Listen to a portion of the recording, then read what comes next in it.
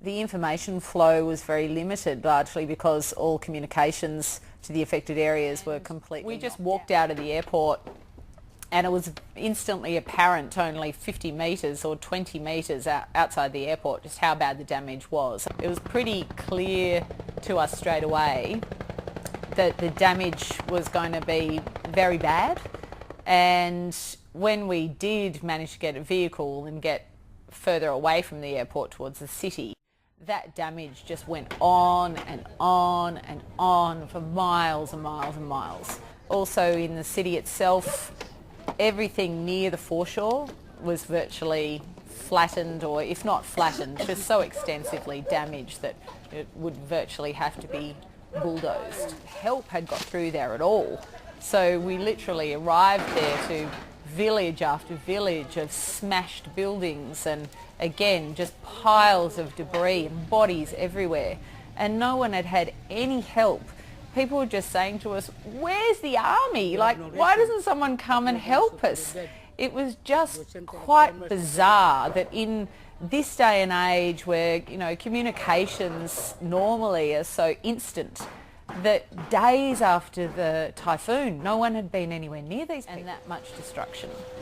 There were bodies everywhere. We saw hundreds of dead bodies.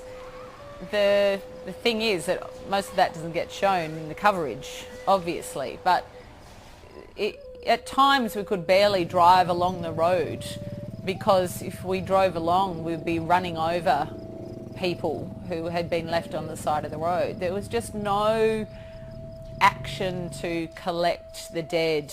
It seemed to me that there were just days of total paralysis where uncovered bodies were just left rotting on the street, just everywhere.